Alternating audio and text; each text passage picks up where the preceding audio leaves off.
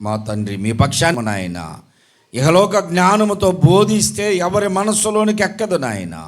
ఆత్మ సంబంధమైనటువంటి ఆహారము వాక్య రూపంలో అందించినట్లుగా చదువుతున్నటువంటి ప్రతి మాట అది నీ మాట అయినట్లుగా నా నోట ఉంచి నా ద్వారా పలికించి ఈ స్థలములో చేరిన ప్రతి వ్యక్తి తిరిగి వెళ్ళినప్పుడు వాక్యానందము చేత ఆదరించబడి వెళ్ళినట్లు సహాయం దయచేయమని మా ప్రభువుని మా రక్షకుడైన యేసుక్రీస్తు పరిశుద్ధ నామములో వాడికి వేడుకొంచున్నాను తండ్రి, ఆమేన్. ప్రభునందు ప్రియమైన సహోదరి సహోదరులందరికీ మరొక పర్యామ నా హృదయపూర్వకమైన వందనాలు. బైబిల్ చదువుకుందాం అండి, బైబిల్ చదువుకుందాం. ఆది కాండము 6వ అధ్యాయము 11వ వచనం. ఆది కాండము 6వ అధ్యాయము 11వ వచనాన్ని చదువుకుందామండి. అందరు తీశారా? భూలోకము దేవుని సన్నిధిని చెడిపోయి ఉండెను, భూలోకము బలత్కారముతో నిండి ఉండెను. దేవుడు భూలోకమును చూసినప్పుడు అది చెడిపోయి ఉండెను.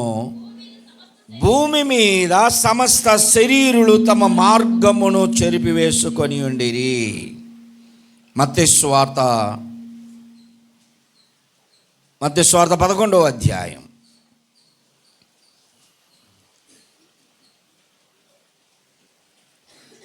మత్తయి సువార్త 11వ అధ్యాయము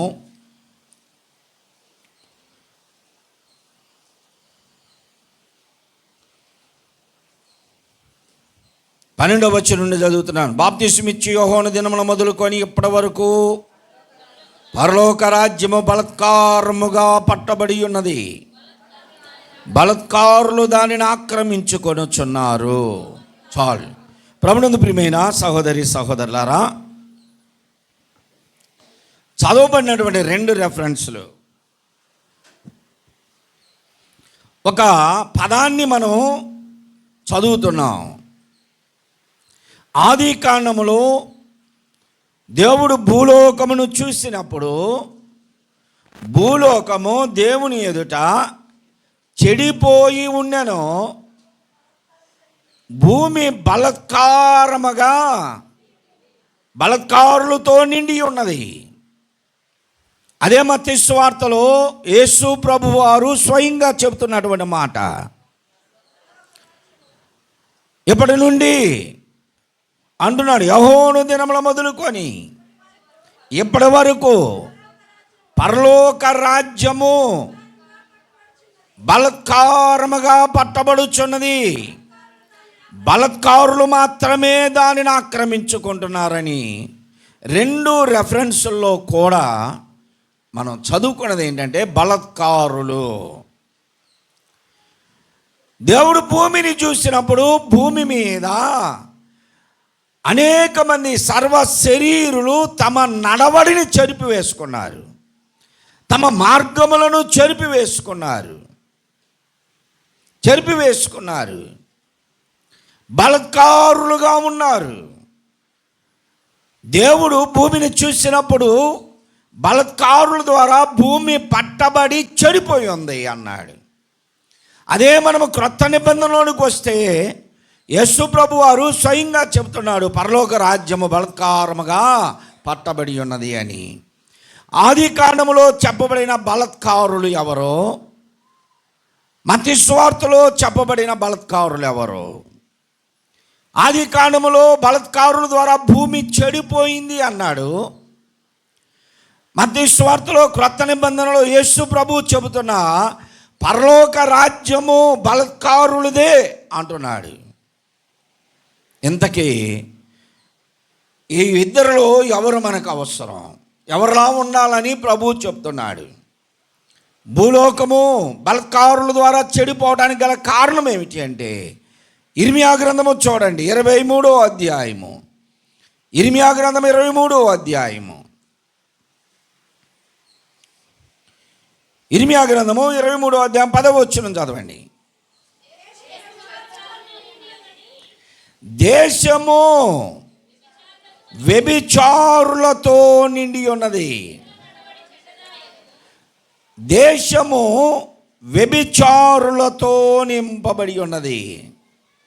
దేవునికి స్తోత్రం చెప్పండి. ఇప్పుడు వాక్యంలోనికి వద్దాం.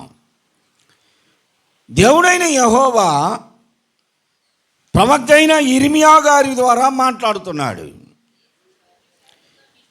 ఏమిటి అంటే మన వాక్య భాగం అదే. ఈరోజు దేశము వ్యభిచారులతో నిండి ఉన్నది, జనుల నడవడి చెడ్డదైపోయింది, వారి శౌర్యము అన్యాయమునకు ఉపయోగిస్తూ ఉన్నారు. ప్రియ సహోదరి సహోదరులారా వినండి, మీరు చదువుకుంటూ పోయినా మీకేం అర్థం కాదు కదా. నపంసకుడు రథం మీద కూర్చొని యెషయా గ్రంథం చదువుకుంటా వెళ్తున్నాడు. ఈ విషయం దేవుడికి అర్థమైంది. చదువుకుంటా పోతున్నాడు కానీ ఏం అర్థం కాలేదని పిలుపుని బొమ్మన్నాడు. వెళ్ళు. పిలుపు గారు వచ్చి, నువ్వు చదివేది ఏంటయ్యా అంటే యెషయా గ్రంథం అండి అన్నాడు. ఏముంది దాంట్లో అంటే అది అర్థం కాక నా తల బాగలు కొట్టుకుంటున్నా. ఈయన ఎవరి గురించి చెప్పాడు? తనని గురించి తాను చెప్పాడా, ఇంకొకరి గురించి చెప్పాడా? నాకు ఎవరో చెప్పకపోతే దీని అర్థం తెలియదు, నువ్వు రా బండిలోకి అన్నాడు. ఎవరో ఒకరు చెప్పకుండా మీకు ఏది అర్థం కాదు, మేము యూట్యూబ్లో చూసుకుంటామండి అన్నా. ఆ యూట్యూబ్లో చెప్పే వాళ్ళ మనస్తత్వం వేరు, వాళ్ళ అర్థం వేరు. నేను చెప్పాలనుకున్నది వేరు, బైబిల్ చెప్పింది ఒకటై ఉండాలి. దేశము మంచి వారితో నిండి ఉన్నది అంటే మనకి నీ చెప్పలేందుకు. మన గ్రామము అందరూ సాత్వికులు ధన్యులతోనే నింపబడింది అంటే పొద్దున్న లేస్తే గొడవలు ఎందుకు? ఏందమ్మా ఆ కేకలు అంటే ఆ లైన్లో ఏదో గొడవ అవుతున్నాయా? తెల్లారు లేచి ఏంటి గొడవ అంటే ఈ లైన్లో ఏదో గొడవ అవుతుంది. మధ్యరాత్రికి ఏంటి ఆ అరుపులు కేకలు అంటే ఎవరో కొట్టుకుంటున్నారు. పేట మొత్తం మంచి వాళ్ళతో నిండి ఉంటే అల్లరిలో గొడవలు ఉండవు. మనం ఉన్నటువంటి పేట ఎక్కడికి వెళ్ళినా చాలామంది అంటారు, పాస్టర్ గారు మా పేట బలి చెడిపోయిందండి అంటారు. మీ పేట చెడిపోవటం కాదు, పేట ఎందుకు చెడిపోయింది? బాగుపడ్డది తెలుసా? నేను చూసినప్పటికి ఇప్పటికి బాగుపడింది. ఒకప్పుడు పూరిల్లులు, కాలువలు లేవు, రోడ్లు లేవు, సరైనటువంటి వస్త్రం లేదు, సరైన తిండి లేదు, సరైన ఉపాధి లేదు, ఆదాయం లేదు. ఈరోజు రోడ్లు వేశారు, ఇల్లులు కట్టుకున్నారు. ఎవరింటి ఆ లైన్లో నుంచి పోతున్నా వాళ్ళ ఇళ్లలో వెనక గోడ ఎంత ఉందో అంత టీవీలు ఉన్నాయి, ఇంట్లో కిటికీలో నుంచి బయటికి నెట్టకొచ్చిన ఏసీలు ఉన్నాయి, ఇళ్లలో చాలా బ్రహ్మాండంగా ఉన్నారు. పేట ఎందుకు చెడిపోయింది? నీ ఇల్లు కూడా చెడిపోలా, పేట చెడిపోలా, గ్రామం చెడిపోలా, ఊరు చెడిపోలా. చెడిపోయింది ఎవరు? నువ్వే జంతువా? మనుష్యులు అంటున్నావు. నువ్వు జంతువా? చెడిపోయింది మనుష్యులు అంటే నువ్వు జంతువు కాదు. చెడిపోయిన మనుష్యుల్లో నీవు ఉన్నావు. నీవెలా ఉన్నావు అది. నేనుంది మనుష్యుల్లోనే. మనిషి సంఘజీవి, గ్రామంలోనే ఉంటావు. నీ ఇల్లు ఎలా ఉంది? గ్రామంలో నీ ఇల్లు ఉంది, గ్రామంలో ఉన్న నీ ఇల్లు ఎలా ఉంది? యేసు ప్రభు అన్నాడు, కొండ మీద కట్టబడిన పట్టణము మరుగై ఉండదు. మీరు ఆ నర్సాపేటో లేకపోతే మాచర్ల బండో ఏదన్నా ఎక్కండి, ఆ 2 ట్రైన్లో మీరు వెళుతుంటే నల్లబాడు దాటగానే డిఓఎం ఆఫీసర్ ఇల్లు ఒకటి ఉంది అక్కడ. అది చిన్న గొట్ట మీద కట్టబడింది. ఆ ఇంట్లో ఎవరు లేరు లేకపోతే ఎవరో ఉన్నారు అనేది తెలిసిపోద్ది వెంటనే. మేము అటు నుండి పల్నాడులో వస్తూ ఉంటే రాత్రి 8 గంటలకి 8:30కి ఆ ఇల్లు అంతా చీకటిగా ఉంటుంది. పగులు చూస్తే ఆ ఇల్లు ఎంత చక్కగా ఉంటుందో తెలుసా? నాకు అనిపిస్తుంది, నాకు లేనిపోయిన కోరికలు వస్తాయిలే, అలాంటి ఇల్లు ఉంటేనా అనుకుంటా. కానీ దేవుడు ఇయ్యొద్దు. అది ఎత్తైన గుట్ట మీద కట్టబడిన ఇల్లు, సుందరవంతంగా తీర్చిదిద్దారు. అది నైట్ పూట వస్తుంటే ఆ ఇల్లు అంత గబ్బగీమే, వెళ్తుండదు. కారణం ఏమిటంటే అందులో చీకటి అలుముకొని ఉంటుంది. లైట్లు ఉండవు. కాబట్టి ఆ కొండ మీద కట్టబడిన ఆ ఇంటిలో చీకటి ఉందని చుట్టుపక్కల అందరికీ తెలిసిపోద్ది.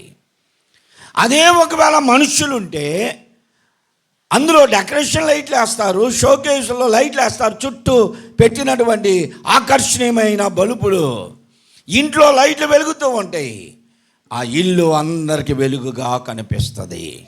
యేసు ప్రభు వారు అలా కట్టబడిన ఇంటిగా విశ్వాసిని పోల్చాడు, మనల్ని పోల్చాడు. కొండ మీద కట్టబడిన పట్టణం వలె మన జీవితాన్ని పోల్చాడు. లోకములో ఉన్నటువంటి నీ కుటుంబమే కొండ మీద కట్టబడిన పట్టణం వలె అనేకులకు వెలుగుగా ఉండాలి అన్నాడు. ఉన్నావా? లోకం పాడైపోయింది, పేట పాడైంది, మనుషులు పాడయ్యారు, అందులోనే ఉన్నావు నువ్వు. లోకంలోనే మన ఇల్లు ఉంది, పేటలోనే మన ఇల్లు ఉంది, మన మనుషుల్లోనే ఉన్నాం. కానీ దేవుడు కోరుకుంటుంది ఏమిటి అంటే అందరు మనుషులతో నువ్వు కలిసిపోవద్దు, పేట అందరూ నడిచే దారిలో నువ్వు నడవద్దు. నీ మార్గము వేరే ఉండాలి. నీ పలుకు, నీ మాట, నీ నడవడి, నీ నడక, నీ విధానమంతా వేరుగా బ్రతకాలి. లోకమునకు వేరుగా బ్రతకాలి. కానీ అందరూ ఎలా బ్రతుకుతున్నారో తెలుసా? దేవునికి ఎదురు వేరుగా బ్రతుకుతున్నారు. ఆధ్యాత్మిక జీవితానికి వేరుగా బ్రతుకుతున్నారు. లోకమంతా నీలోనే ఉంది. లోకము దేవుని దృష్టిలో చెడిపోయి ఉంది. ఆ చెడిపోయిన లోకంలో నీవు కూడా చెడిపోయి ఉన్నావు. దేవుని హృదయం సంతాపపడిందంట, నొచ్చుకున్నాడంట. అయ్యో, నరులను ఎందుకు చేశానా నేనని నరులను చేసినందుకు ఆయన తన హృదయములో సంతాపపడ్డాడు. అనవసరంగా కొంతమంది తల్లిదండ్రులు, నిన్నెందుకు కన్నానరా, నిన్నెందుకు కన్నానరా, నువ్వెందుకు పుట్టావరా నాకు అని తల్లిదండ్రులు బాదుకుంటారు తెలుసా.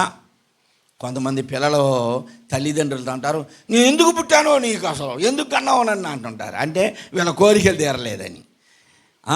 వీళ్ళు బుల్లెట్ కావాలంటారు, కొనిగిపోతే నేను మీ ఇంట్లో పుట్టాను అవసరంగా అంటాడు. కలెక్టర్ ఇంట్లో పడతాడు వీడు. పుట్టడో ఏడే పుట్టేది, అది దేవుని చిత్తం ఈడ పుట్టాలని అంతే. లోకం పాడైపోయింది, లోకంలో నీవు ఉన్నావు. దేశము ఇప్పుడు ఎవరితో నిండి ఉందంట?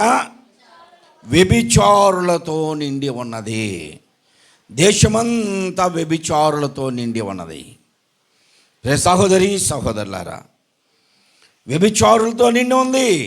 ఇర్మియా ప్రవక్త ద్వారా దేవుడు చెబుతున్నాడు, ఇగో ఆది కాండములో దేవుడు భూలోకమును చూసినప్పుడు భూమి చెడిపోయి ఉంది, బలత్కారులతో పట్టబడి ఉంది భూమి. సర్వ శరీరులు వారి నడతలను పాడు చేసుకున్నారు దేవుని ఎదుట. దేవునికి ఇష్టలుగా బ్రతకవలసినటువంటి ప్రజలు వారి జీవితాలని పాడు చేసుకున్నారు.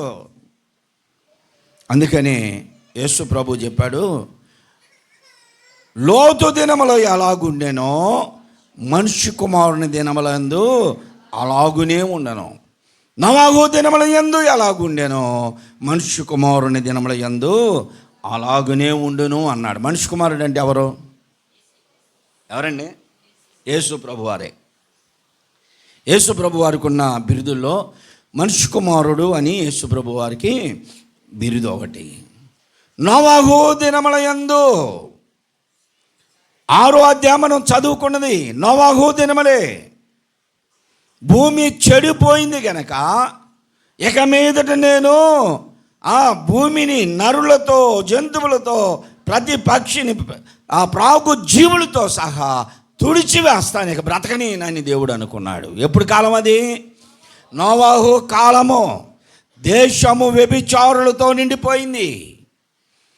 నోవహు కాలములోనే, లోతు కాలములోనే వ్యభిచారులతో నిండిపోయింది.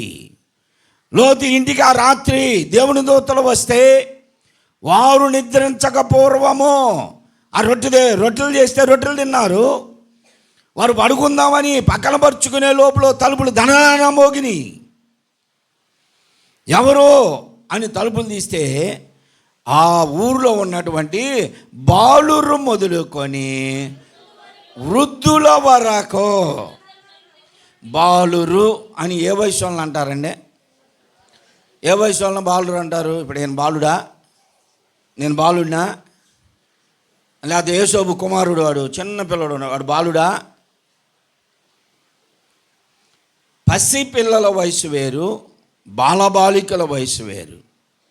కౌమార్యంలో ఉన్నవారి వయసు వేరు, యవనస్తుల వయసు వేరు. వృద్ధాప్యంలోనికి వచ్చినటువంటి వారి వయసు వేరు, వార్ధక్యము వచ్చిన వారి వయసు వేరు. పసిపిల్లలు, బాలబాలికలు, కౌమార్యం, యవనస్తులు, వృద్ధాప్యము, వార్ధక్యం. వయసులు తేడా ఉన్నాయా బెదరు? అందులో ఇస్రాయల్ గారు చదువుతున్నావుగా, మరి చెప్పు. బాలబాలికలు, బాలురు మొదలుకొని అంటే 8 సంవత్సరాల లోపు పిల్లలందరినీ చిన్నపిల్లలు అంటారు. 8 సంవత్సరాలు దాటితే 12 సంవత్సరాల వయసు వరకు వారు బాలురే. బాలురు 12 నుంచి 18-20 లోపు కౌమార్యం. ఇప్పుడు వీళ్ళింటికి వచ్చిన వాళ్ళు ఎవరు? బాలురు.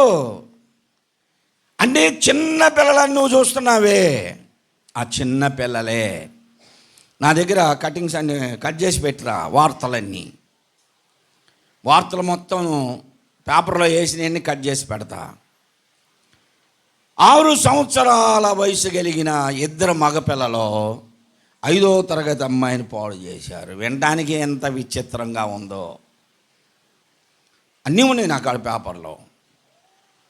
చిన్నపిల్లలు, ఒక అమ్మాయి ఒక అబ్బాయి ఆ తిరుపతి ట్రైన్లో వెళ్తున్నారు. ట్రైన్లో కూర్చొని ఆ ఎదురు కూర్చున్న వాళ్ళు వీళ్ళని చూస్తే చిన్నపిల్లలు, వీళ్ళ అమ్మ నాన్న ఎక్కడో ఉన్నారు అనుకున్నారు. వీళ్ళు టిఫిన్లు చేస్తున్నా వాళ్ళు అలానే కూర్చున్నారు, భోజనం చేస్తున్నా వాళ్ళు అలానే కూర్చున్నారు. మీలాంటి జాలి కలిగిన వాళ్ళు ఉంటారు కదా, ఎవరో ఒకళ్ళు, రే బాబు ఏంటి మీరు ఏం తింటలేదు, ఏం తెచ్చుకోలేదు, మీ మమ్మీ డాడీ ఆడున్నారంటే ఎవరు లేరండి, మేమిద్దరం వచ్చాం. మీ ఇద్దరా? ఎందుకురా? స్కూల్ డ్రెస్సులోనే ఉన్నారు ఇద్దరు. ఎక్కడికి వెళ్తున్నారు అంటే తిరుపతి వెళ్తున్నాం. ఎందుకు అంటే పెళ్లి చేసుకోవడానికి. ఏ క్లాస్ రా మీరు చదివేదంటే 7th క్లాసు. 7th క్లాస్ పిల్లలే పెళ్ళిళ్ళు. సోషల్ మీడియా చూడండి మీరు, ఎంత భయంకరమైన పరిస్థితులు లోకంలో ఉన్నాయో. భయంకరమైన పరిస్థితులు. మేము నివసించినటువంటి ఆ స్థలంలో మా కాలంలో వాడు 16 సంవత్సరాలే దోమల తెరకర తీసుకుని నాన్న వెనకబడ్డాడు, నాకు పెళ్లి చేస్తావా లేదని. 16 సంవత్సరాలకే వాళ్ళ నాన్న ఏంటి పరిగెడుతున్నావు అంటే, వాడు పెళ్లి చేయమని వెనకాల పడుతున్నాడు, నన్ను కొడడానికి వస్తున్నాడు అయ్యా. భయంకరమైన పరిస్థితులు. ఈ రోజుల్లో అలా కాదు, ఇంకా భయంకరంగా అయినాయి. ఎంత దేశము వ్యభిచారులతో నిండిపోయింది. ఇప్పుడు కాదు, ఎప్పటి నుంచో ఉంది. వ్యక్తికి వరుస కాదు, వ్యక్తికి వయస్సు కాదు, కామపు కళ్ళు, కామపు ఒళ్ళు ప్రతి ఒక్కరిలో నిలబడిపోయింది ఇది. నాన్న బైబిల్ గ్రంథంలో చూపిమంటారా?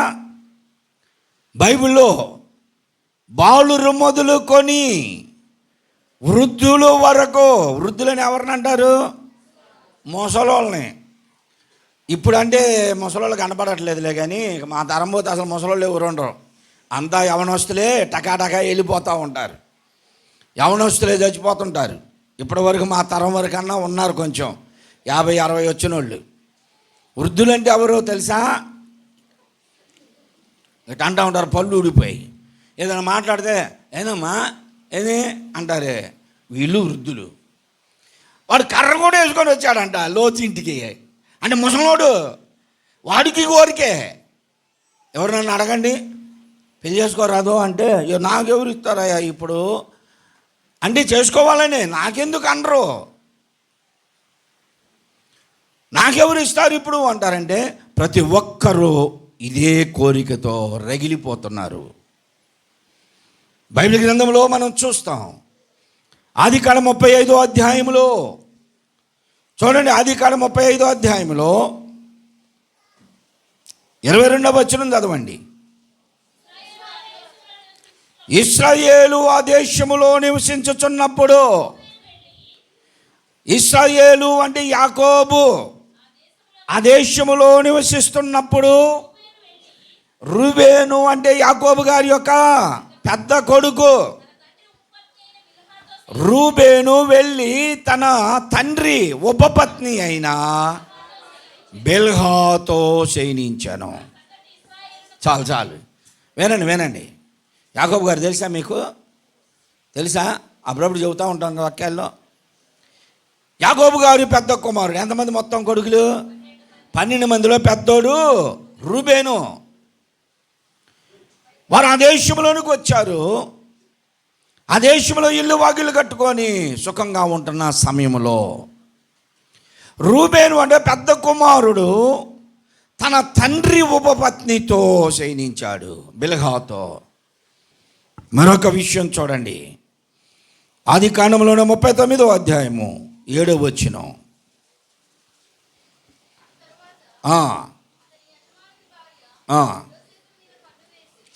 అటు తర్వాత చిన్న కుమారుడు 11వ వాడు యోసేపు బానిసగా అమ్మబడ్డాడు. ఒక ఇంట్లో కూలివానిగా చేరాడు. ఆ ఇంట్లో అతడు కూలి పని చేస్తూ బ్రతుకుతూ ఉంటే ఆ ఇంటి యజమాని ఏంటంట? నేను చెప్పేదా అక్కడ ఉందగా? ఏంటంట?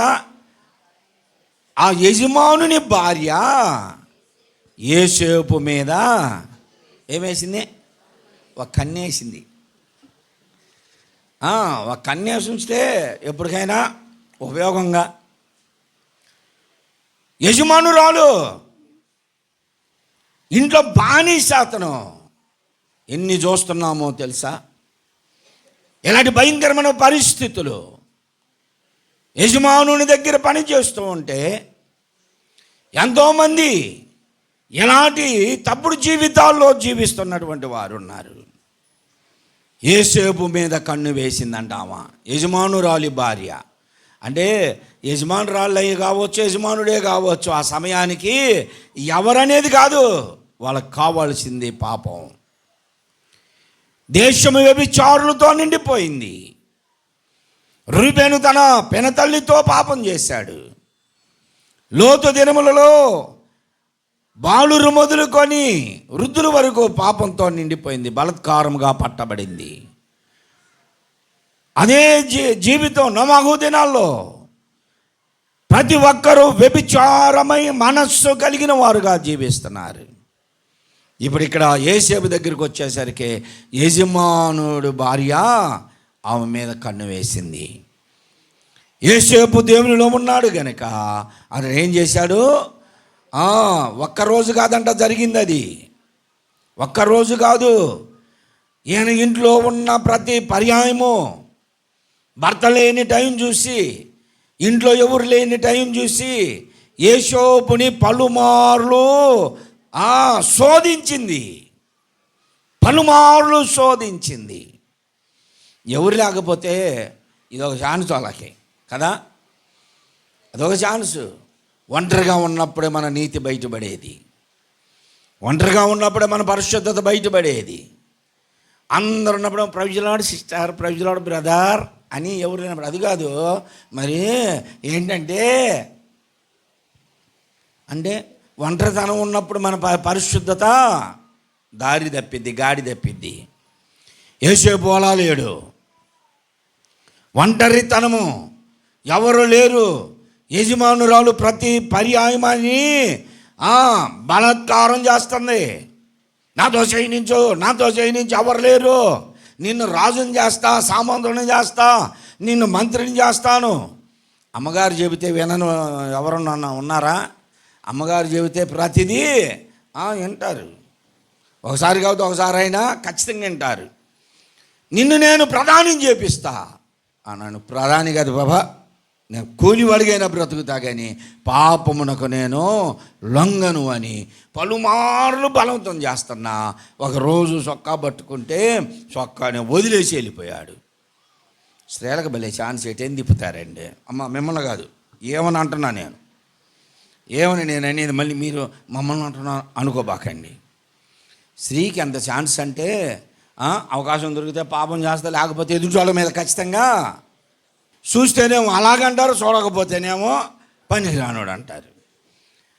ఇలాంటి రోజులు ఈ రోజు కూడా అలాగనే ఉంది. లోకం పాడైపోయింది, లోకంతో కలిసిపోతున్నావు నువ్వు. నీ గ్రామం, నీ పట్టణం, నీ పేడ పాడైపోయింది, వాళ్ళతో కలిసిపోతున్నావు నీవు. అందుకని కీర్తనకారుడు చెప్పాడు, ఏం చెప్పాడు? అపహాసకులు కూర్చుండ స్థలములో కూర్చోవద్దు. అంత అపహాసకులే. బెస్ట్ ఫ్రెండ్లని, నీ బెస్ట్ స్నేహితులని నీవేదన్నా విషయం చెప్పావా, ఏమైంది? నీ కుటుంబం అంతా విచ్ఛిన్నమైపోద్ది. అందుకే నేను పెళ్ళిళ్ళు చేసేటప్పుడు అప్పుడప్పుడు చెబుతూ ఉంటా, అప్పుడప్పుడు పెళ్ళిళ్ళు చేసినప్పుడు చెబుతూ ఉంటా, ఈ మగపిల్లలు ఆడపిల్లలు చాలా జాగ్రత్తగా ఉండండి అని. మగవాళ్ళు తక్కువళ్ళు కదా, నమ్మబాకండి, ఇప్పటికి కూడా నమ్మబాకండి. ఏమంటాడో తెలుసా? ఏమంటాడు? నాకు నీ మీద అసలు అనుమానం లేదమ్మా, నువ్వు అసొంటి దాని, నువ్వు చాలా మంచిదానివి, అప్పుడు నీకోసం ఎవరు జరగలేదా? అప్పుడు నువ్వు చదువుకునేటప్పుడు ఎవరిని ప్రేమించలేదా అంటే, పాపం ఈ అమ్మాయికిరాలుగా ఏమనుకోడు అంట్లే అని అప్పుడు ఏదో ఒకడు ఆయన తిరిగి వెళ్ళాయా అన్ని కనిపెట్టుకుంటాడు లోపల. నువ్వు మంచిదాను అనుకున్నా, నువ్వు ఇలాంటిదాను అనుకున్నా, నువ్వు అలాంటిదాను అనుకున్నా, నీ ఇష్టంటి దానివా, ఇదా నీ సంగతి, అదా నీ సంగతి అని ఇక లైఫ్ లాంగ్ వాడు ఏం చేస్తాడు? హింసిస్తాడు. చెప్పుకుంటాడు. మళ్ళీ ఎన్నని చెబుతాడు తెలుసా? నేను వద్దనే ఉంది, నిన్ను చూశారే మా అమ్మల్లో, నాకు అవతల లైన్లో ఉందో చూసావా, అమ్మాయిని ఇస్తామన్నారు, నాకు యువతల లైన్లో ఇంకొక అమ్మాయి, ఒక ఆయన ఉన్నాడు మా దగ్గర, ఎవరి గురించి చెప్పి నాకు ఇస్తామన్నారండి అప్పుడు అంటా ఉంటాడు. అలాగే చెప్పుకునే వాళ్ళు ఉంటారు. పొరపాటుగా నీవు గొప్పగా పోయి చెప్పుకోండి, అసలు కుటుంబాలు విచ్ఛిన్నమే. నమ్మకూడదు. లోకం పాడైపోయింది, లోకంతో పాటు నువ్వు పాడైపోతావు. నీ కుటుంబం విచ్ఛిన్నం అయిపోద్ది, నీ జీవితం పాడైపోద్ది. దేశము వ్యభిచారులతో నిండి ఉన్నది. మన వాక్య భాగం అది. దేశము వ్యభిచారులతో నిండి ఉన్నది. అందుకనే పై వచనంలో 22వ అధ్యాయంలో ప్రవక్త మాట్లాడుతున్నాడు. 29వ వచనం చూడండి. 22వ అధ్యాయం 29వ వచనం. దేశమా దేశమా యెహోవా మాట విను. దేశమా పాడైపోయావు నీవు. బలాత్కారులని నీలో నివసిస్తూ ఉన్నారు. బలాత్కారుల చేత భూమి బలాత్కారంగా పట్టబడింది. దేవునికి వ్యతిరేకమైన జీవితం జీవిస్తున్నారు, వ్యతిరేకమైనటువంటి పనుల్లో బ్రతుకుతున్నారు. దేశమా యెహోవా మాట విను. దేవుని మాట వింటున్నారా? ఇప్పుడు దేవుని మాట వినడానికి ఇష్టపడుతున్నారా? లేదు, దేవుని మాట వినరు. వీళ్ళు ఎవరి మాట అయినా వింటారు కానీ దేవుని మాట వినడానికి వినరు. దేశం సంగతి ఎందుకండి, మందిరంలో ఉన్న వాళ్ళ సంగతి చెప్పండి. ఏ విషయం చెప్పినా వింటారు, జోకులు చెప్పినా వింటారు, కానీ వాక్యానికి తావుంది వాళ్ళ హృదయాల్లో, వాక్యానికి తావు ఉండదు. ఒకవేళ వాక్యం చెబుతా ఉన్నాం అనుకోండి, ఇప్పుడు ఏం చేస్తారు అంటే ఇంకా టైం చాలా టైం చెప్పాడు కదా పాస్టర్ గారు. వాక్యం అంటే ఇష్టం ఉండదు, జీవితాలు పాడైపోతాయి. దేశము వ్యభిచారులతో నిండిపోయింది. వ్యభిచార మనస్సు మార్గము తప్పిస్తుంది నిన్ను. వ్యభిచార మనస్సు నీ క్రమాన్ని తప్పిస్తుంది, దేవుని సన్నిధానానికి దూరం చేస్తుంది, కుటుంబాలు విచ్ఛిన్నమైపోతున్నాయి. అందుకని దేశమా అన్నాడు. దేశమా అంటే దేశానికి చెప్పటం కాదు, మనకే చెబుతున్నాడు. దేశంలో ఉన్న మనకి యెహోవా మాట విను. వినింటే నీవు బాగుపడతావు, వినకపోతే చెడిపోతావు. దేవుని మాట వినండి అంటున్నాడు. తర్వాత చదవండి ఇంకా. యెహోవా ఇలాగు సెలవిచ్చున్నాడు. మీకా గ్రంథం 7వ అధ్యాయం 2వ వచనం చదవండి. మీకా గ్రంథం 7వ అధ్యాయము 7వ అధ్యాయం 2వ వచనం. భక్తులు దేశములో లేరు, జనులలో యథార్థపరులు ఒక్కళ్ళు కూడా లేరు. అందరూ ఎదుటి వారికి ప్రాణహాని చేయడానికి పొంచి ఉంటున్నారు. జాగ్రత్త జాగ్రత్త, ఎవరిని నమ్మొద్దు నువ్వు. కొంతమంది ఉంటారండి మనోళ్ళే, మన ఇంట్లో వాళ్ళే, మనల్ని నమ్మరు, ఇంట్లో వాళ్ళని నమ్మరు. ఎవరు నమ్ముతారు? బయట వాళ్ళని నమ్మినంతగా ఇంట్లో వాళ్ళని నమ్మరు కొంతమంది. ఇక్కడ ఏమంటున్నాడంటే యథార్థవంతులు ఎవరూ లేరు, అందరూ ప్రాణహాని చేయడానికే పొంచి ఉండేవారు. ప్రాణహాని చేయడానికే పొంచి ఉన్నారు. ఎలాంటి ప్రాణహాని? నా వైపు చూడండి, అందరూ నా వైపు చూడండి. ఎలాంటి ప్రాణహాని? ప్రాణహాని అంటే ఏంది? ప్రాణం తీయటానికి బావా బండి మీద వెళ్దాం బావా అందంట మొన్న ఒక అమ్మాయి. పెళ్ళి 6వ వారమే, బండి మీద వెళ్దాం బావా అందంట. సరేనని బండి మీద వెళ్తా నది దాడుతుంటే ఇక్కడ సెల్ఫీలు దిగుదాం బావా అంది. అందరూ చూసా ఉంటారుగా. ఈ అమ్మాయి కూర్చుని ముందు ఫోటో తీసుకుంది, నువ్వు కూడా కూర్చొని నేను తీస్తాను అంది. ఈ అమ్మాయికి ప్రజలుగా మగపిల్లలు అంత కొంతమంది ఏ స్టైల్కి కూర్చున్నాడేట. అట్లా కాదు, ఉండు నేను చెబుతా ఉండు అని వచ్చింది, నెట్టేసింది. అట్నే తిరిగి చూపించారు. ఇంకొక అతను ఎలాగని ఇద్దరు నిలబడ్డారు, పాట పాడుతున్నట్టు ఫోటో అంటున్నారు, అట్నే నెట్టేసింది పెద్ద కాలువలో. ప్రాణహాని చేయడానికే యథార్థవంతులు లేరు. చదవమా. ప్రతి మనుష్యుడు కిరాతకుడుగా బ్రతుకుతున్నారు, తమ సహోదరుని కొరకు వలలు ఒగ్గుతున్నారంట. ప్రతి మనుష్యుడు ఎలాంటి వారంట? కిరాతక బుద్ధి. ప్రతి మనుషులు కిరాతక బుద్ధి కలిగి తమ సహోదరుల్ని ఏం చేస్తున్నారు? వలలు ఒగ్గుతున్నారంట. అంటే వారిని ఎక్కడ చిక్కించుకుందాం, ఎక్కడ పడేద్దాం, ఎక్కడ వెళ్ళ పడేయాలా, 2 చేతులతో కీడు చేయడానికే. అంటే ఏంటి? మనస్ఫూర్తిగా కీడు చేసేస్తున్నారు. ఇప్పుడు హృదయపూర్వకంగా మనస్ఫూర్తిగా చేయకపోతే వాడు పెళ్ళండి ముక్కలు చేసి కుక్కర్లో ఉడుకు పెడతాడండి. మనస్ఫూర్తిగా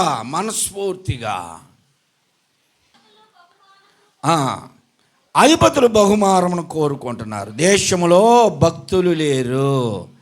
భక్తులు లేకపోతే ఎవరున్నారండి?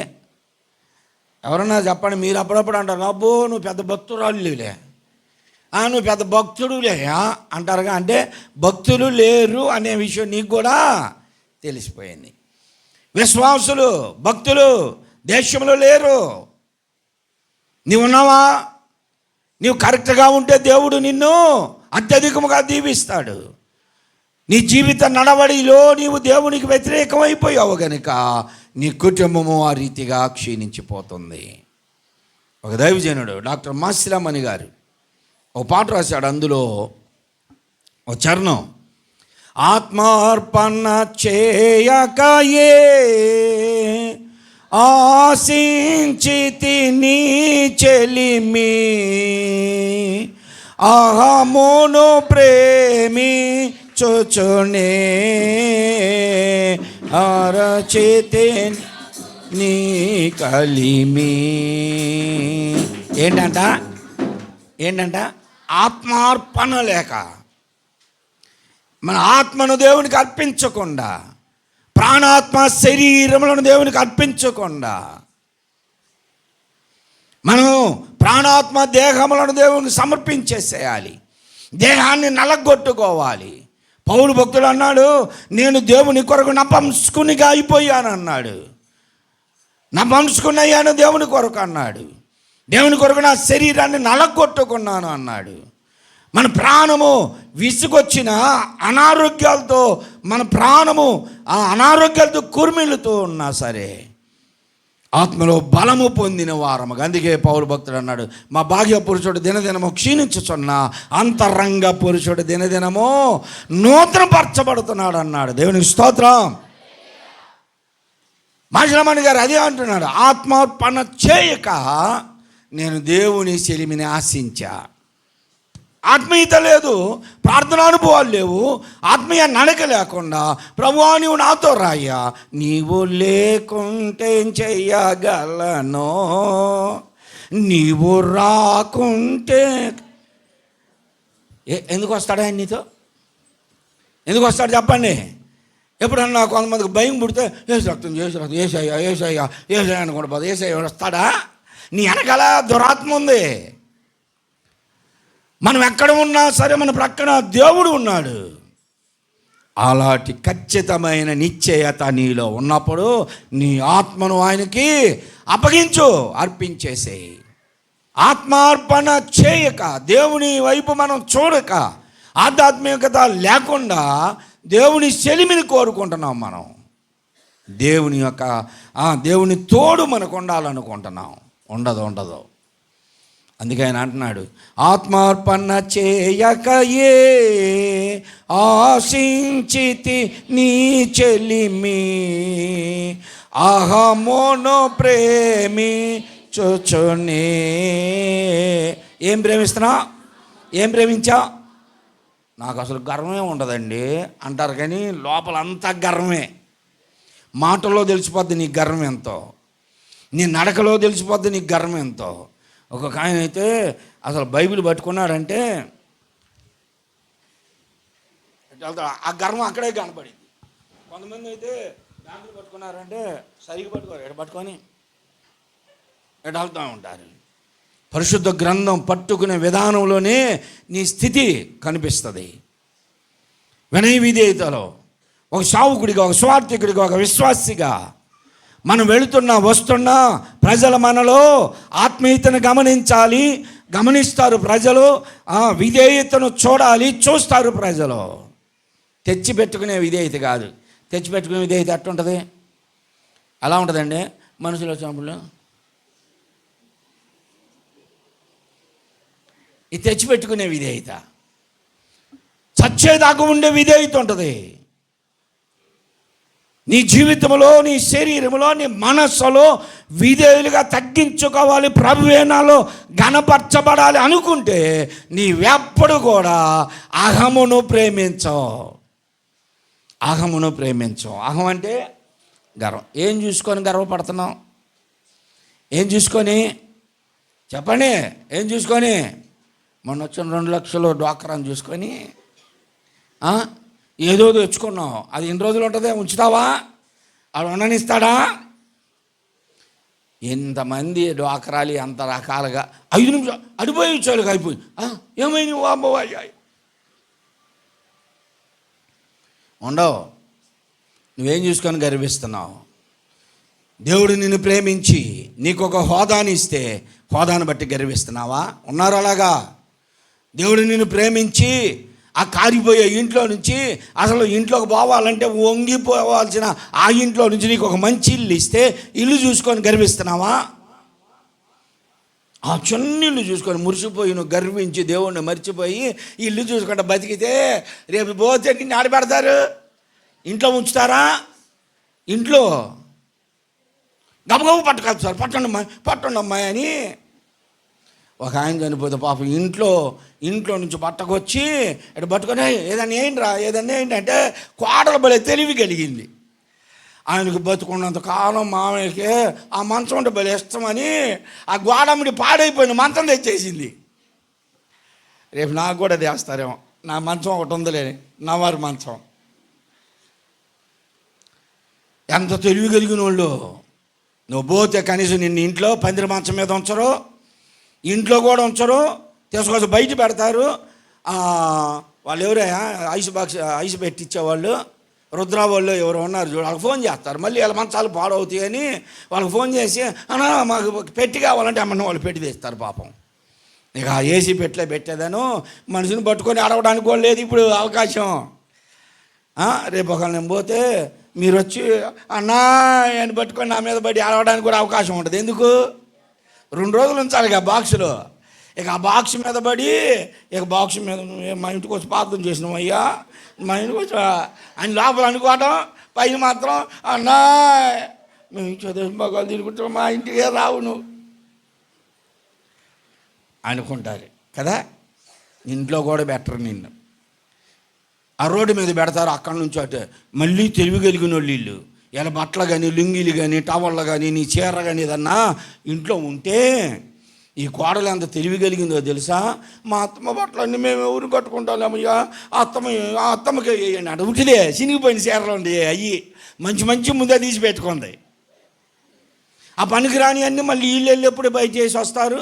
అందుకని ఇప్పుడు తీసుకెళ్తా, ఇదే పెట్లో వేసేసి పానీలే అంటారు. మరి నీ గాజులు ఎందుకు తీయలే? పెట్లో చీరలో పనికి రాని అన్నీ వేస్తున్నావు, పెట్లో ఆయన లింగిలు టవళ్ళు వేస్తున్నావు, మరి నీ గాజులు పూసలు ఎందుకు తీయలే? అవి 9 రోజులు ఉండాలంట, నవదంపతుల్లాగా కూర్చోవాలంట, కొత్తగా పెళ్ళైన కూతురులాగా అంట. భర్త చనిపోతే వెంటనే అక్కడే తీసేసి నాకెందుకయ్యా ఇవన్నీ, నేను ఎందుకు ఉంటా 9 రోజులు, నేను మందిరానికి వెళ్ళాలా అని వచ్చేవే. అది విశ్వాసి. దేవునికి స్తోత్రం. ఆత్మార్పణ చేయకయే ఆశించితి నీ చెలిమి, అహమును ప్రేమించుచునే ఆరాచితే ప్రభు నీ కలిమి, ఆశాని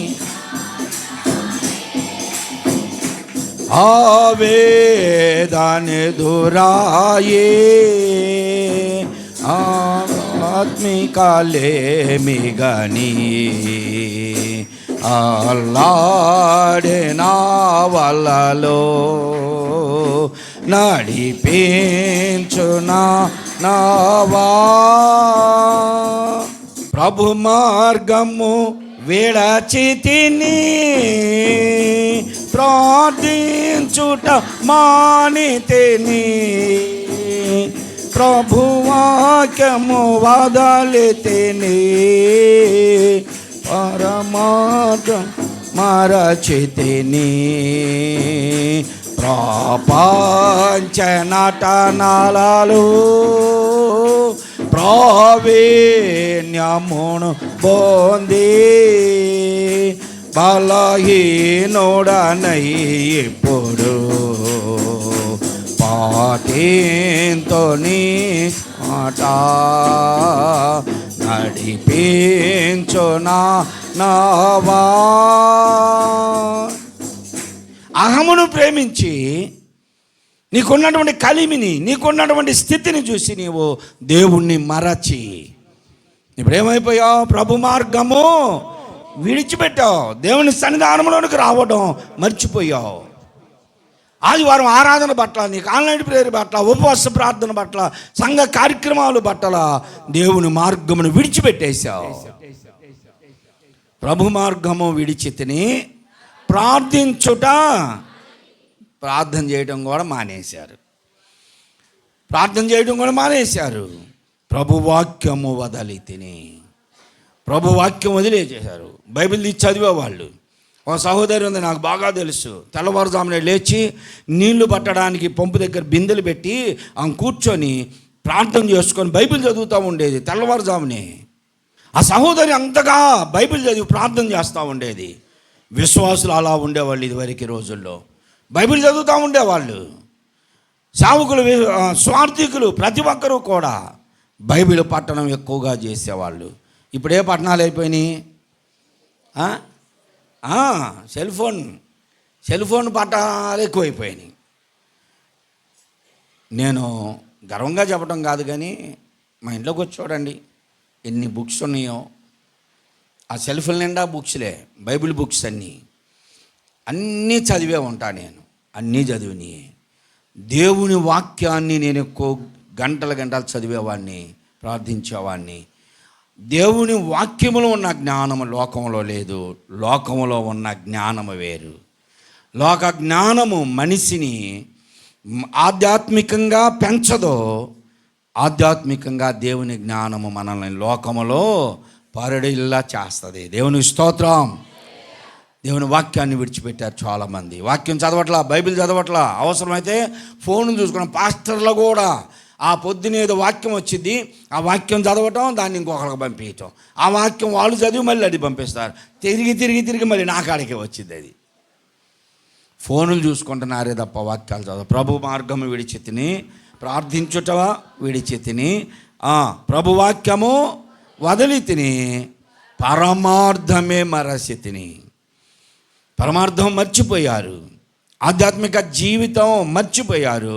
మరి ఇప్పుడు ఏమొచ్చింది నీకు ఎన్ని మాంటావు అంటే, ప్రపంచ నటనలలో ప్రావీణ్యమును పొంది. ప్రపంచ నటనల్లో ప్రావీణ్యత వచ్చింది. ఎలాగంటే పాటిస్తే నైస్గా పాడతాం. ఇప్పుడు ఒక పాట వచ్చిందిగా, అబ్బో అసలు ఇరగదీస్తున్నారు ఆ పాటని. ఏం పాట అది? ఏమైనా చేయగలవు, కథ మొత్తం మార్చగలవు. అంటే నీ కథ మార్చగలిగిన దేవుడని నమ్ముతున్నావు, కానీ ఏదో ఓరగా పాడుతున్నావు అంతే. నువ్వు ప్రభు దగ్గరికి వచ్చి, ప్రభువా నేను రావడానికి అవకాశం లేదు, మారడానికి అవకాశం లేకుండా అయిపోయింది, నా కథ ఇలా ఉందయ్యా, నా ఇంటిలో నన్ను మార్చు, నా కథ మొత్తం మార్చు, నా కుటుంబాన్ని మార్చు, నా పిల్లలు, నా భర్త, నా భార్య, నా కోడళ్ళు, నా కూతుర్లు, అల్లుళ్ళు కథ మార్చేయి అని దేవునికి నిజంగా మనం అప్పచెబుతుకుంటే మన కథ మారోడా? నయోమి కథ మొత్తం మార్చింది దేవుడు. ఎలా మారబడింది ఆ కథ? భర్త, కొడుకులిద్దరూ, ఈమె, వాళ్ళు మోయాబు దేశానికి వచ్చారు. వెళ్ళేటప్పటికి చివరికి ఎవరు మిగిలారు? భర్త పోయాడు, కొడుకు పోయాడు, రెండో కొడుకు పోయాడు. కథ మారిపోయింది. సుఖంగా ఉందామని వచ్చాం, మా కథ మారిపోయింది. ఏమిటి ఇప్పుడు మా పరిస్థితి? ఆమె ఎప్పుడైతే దేవునికి అప్పగించుకుందో, నేను ఇక నా మధురం లేదు నాలో అని ఆ మార్చుకున్న తర్వాత దేవుడు మరలా కథనే మార్చేశాడు. మన జీవితాల్లో ప్రావీణ్యంగా పాడగలగడం, వాక్యం ఇస్తే ప్రావీణ్యంగా చెప్పగలగడం. ప్రభువుని ప్రియ సహోదరి సహోదరులారా అనుకుంటా నేను మీకు విన్నవించుకుంటూ ఉన్నాను, నేను తెలియజేస్తూ ఉన్నాను. ప్రావీణ్యత ప్రదర్శించడం. ప్రార్థనిస్తే ప్రార్థనలో ప్రావీణ్యత ప్రదర్శిస్తాం. ఇది కాదు. ఏ ప్రావీణ్యత ఇది? ప్రపంచ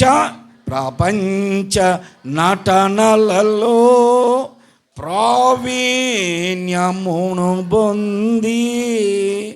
ఇప్పుడు ఏమైపోయా? ఆ ప్రావీణ్యత అంతా తగ్గిపోయింది. ప్రపంచ ప్రావీణ్యత మనకెందుకు? ఆధ్యాత్మికమైన జీవితంలో ఉండాలి. నటనలో ప్రావీణ్యత సంపాదించి ఏమైపోయాడు? బలహీనైపోయాం. ప్రార్థన ఉండదు, సంఘం పట్టదు, సహవాసం లేదు, నమ్మకత్వం లేదు, అన్నీ పోయి ఏమైపోయింది? ఇప్పుడు బలహీనుడనయ్యాను. ఇప్పుడు ఏం చేస్తా? బలహీనుడైనాక పాటించు నీ మాట. అంత అయిపోయినాక ఇప్పుడు నీ మాట వింటానయ్యా. కాదు. అన్నీ మనము బాగా ఉన్నప్పుడే, అంతా బాగున్నప్పుడే దేవుని హస్తాలకు అప్పగించుకుందాం. ఏంటంటే దేశము వ్యభిచారులతో నిండి ఉన్నది అన్నాడు. ఇర్మియా గ్రంథం 5వ అధ్యాయము 27వ వచనం చూడండి. ఇర్మియా గ్రంథం 5వ అధ్యాయం 27వ వచనం. పంజరము పిట్టలతో నిండి ఉన్నట్లు వారి ఇల్లు కపటముతో నిండి ఉన్నదంట. అసలు వాక్యం ఎంత ఉందండి? వాక్యం ఎలా చెబుతుంది? ఏంటంట? పంజరం. ఏ పంజరం? వాడు భలే పెట్టన పట్టాడు రా అంటుంటారు కొంతమంది. అంటే ఆ పంజరం అన్నమాట. ఆ పంజరం కూడా ఆ పంజరమే. ఇల్లు పంజరాలే, దేశం పంజరమే, నిజంగా పెట్టలనేసేది కూడా పంజరమే. దేవుని స్తోత్రం చెప్పండి. పంజరము పెట్టలతో నిండి ఉన్నట్టు వారి ఇళ్ళు. ఎవరిల్లు? దేనా? ఎవరిల్లు? ఇంకెవరి? వాళ్ళమ్మా మీ అని చెప్పరు, పక్కన వాళ్ళ మీద వేసేస్తారు కదా. మన ఇల్లు ఉంది చూసావు, ఈ ఇల్లు కపటంతో నిండి ఉన్నది. నీ దేహము దేవుని ఇల్లు, ఆ ఇల్లంతా కపటమే. పంజరము పెట్టెలతో నిండి ఉన్నట్లుగా దేవుని ఇల్లు అయిన నీ దేహము, లేకపోతే దేవుడు నివసించవలసిన నీ ఇల్లు కపటమే, అంతా కపటమే, కపటముతో నిండి ఉన్నది. దేవుడు నీకు చేసిన మేలును మర్చిపోయి నా బాహుబలముతో సంపాదించుకున్నా, నా ఘనత వలన నాకు వచ్చింది అని చెప్పుకుంటలేదా నువ్వు కపటంతో? నీ దేహం అనే దేవుని ఇల్లు కపటంతో నిండి ఉంది. దేవుడు చేసిన మేలుల కొరకు నువ్వేం చెల్లిస్తున్నావు? దేవుని కొరకు ఏమి నువ్వు కృతజ్ఞత కలిగి ఉన్నావు? దేవుడు నిన్ను ఇప్పటి వరకు క్షేమంగా ఉంచాడు. దేవుడు నిన్ను ఇప్పటి వరకు క్షేమంగా ఉంచాడు. దేవునికి ఏమి సమర్పిస్తున్నావు? సహోదరి, నీ భర్తను, నిన్ను, నీ పిల్లల్ని క్షేమంగా ఉంచాడు. సహోదరుడా, నీ భార్యని, నీ పిల్లల్ని దేవుడు క్షేమంగా ఉంచాడు. కృతజ్ఞత ఉందా దేవుని పట్ల? దేవుని పట్ల కృతజ్ఞత ఉందా? ఆదివారం ఒక్కరోజున ఆరాధనకి వెళ్దామనే భావన ఉందా? ఆదివారం కూడా నువ్వు ఏదో ఒక పని పెట్టుకొని వెళ్ళిపోతున్నావు. దేవుడు నిన్ను క్షేమంగా ఉంచినందుకు ఆదివారం కూడా దేవుని ఆరాధించాల్సిన సమయాన్ని కూడా మర్చిపోయి వెళ్ళిపోతున్నావు. ఆదివారం దేవుని దగ్గరికి రండి, ఆరాధనలో దేవుని ఆరాధించండి. ఆయనకి మించినటువంటి ఆప్తులు ఎవరు లేరు. ఒక్కడే సమాధానం మన విషయంలో. బైబిల్ చెప్పింది మనం పాటించాలి. నిజంగా మన సొంతలై ఉండి వాళ్ళు చనిపోతే ఆరాధన చూసుకొని వెళ్ళిపోవాలి. పంజరము పెట్టెలతో నిండి ఉన్నట్లుగా వారి ఇల్లు కపటముతో నింపబడి ఉన్నాయి. ప్రసంగి 9:3 అంటాడు, నరుల హృదయము చెడుతనముతో నింపబడింది. నరుల హృదయము చెడుతనముతో నింపబడి ఉంది అంటున్నాడు. యెషయా గ్రంథము 11వ అధ్యాయం 9వ వచనం చూడండి. యెషయా గ్రంథము 11వ అధ్యాయం 9వ వచనం.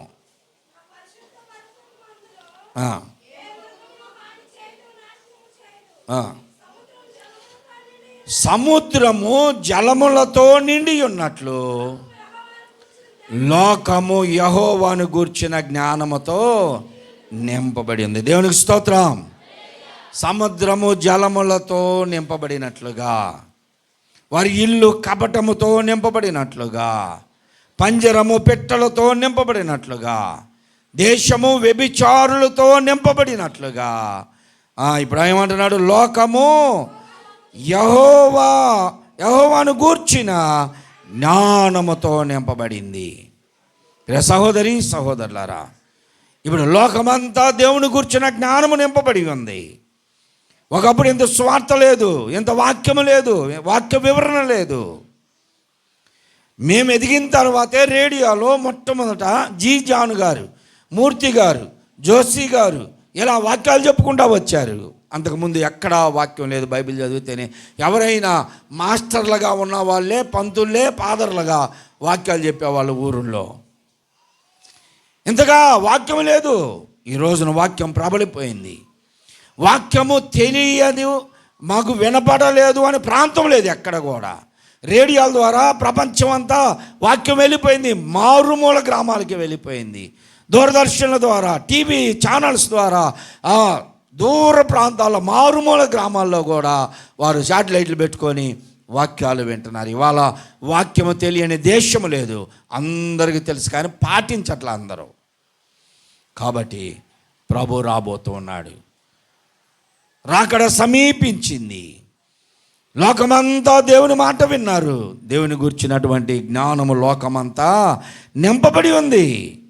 భూమి ఆయన ప్రభావంతో నింపబడి ఉందని హబక్కూ 3:3లో చెప్తున్నాడు. భూలోకము ఆయన ప్రభావముతో నిండి ఉన్నది అంటున్నాడు. కాబట్టి 110వ కీర్తన 6వ వచనంలో అంటున్నాడు, దేశము శవములతో నిండి ఉన్నది అన్నాడు. ఎక్కడ చూడు ఇప్పుడు దేశమంతా హత్యలు, ఆత్మహత్యలు, మానభంగాలు, అత్యాచారాలు, చంపివేయటాలు, భార్యని భర్త, భర్తను భార్య, ఎవరిని ఎవరు నమ్మడానికి వీలు లేకుండా అయిపోయింది. ప్రతి ఒక్కరు మరొకరిని చంపడానికే పూనుకుంటున్నారు. ముఖ్య స్నేహితుని యందు నీవు నమ్మకం ఉంచవద్దు అంటున్నాడు హోషేయ గ్రంథంలో. ముఖ్య స్నేహితుని యందు నమ్మిక ఉంచవద్దు. నీ ఒడిలో పడుకున్న భార్య ఎదుట నీ నోటికి కాపుదల పెట్టుకో అంటున్నాడు. ఎవరిని మనం నమ్మడానికి వీల్లేదు. వ్యభిచారులతో నింపబడి ఉంది లోకం. హెబ్రీ పత్రిక 12:16 అంటున్నాడు. ప్రార్థన చేస్తాను నేను. హెబ్రీ పత్రిక 12:16 అంటున్నాడు. చదవండి. ఒక్క పూట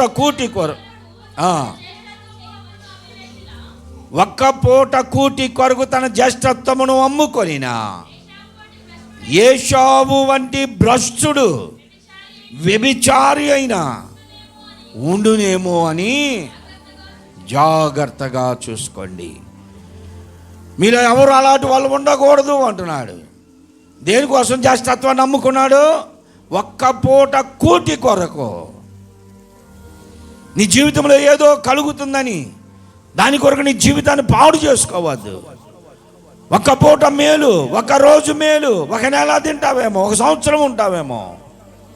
ఒక్క పూట కూటి కొరకు ఏశావు తన జ్యేష్ఠత్వాన్ని నమ్ముకున్నాడు, భ్రష్టుడైపోయాడు.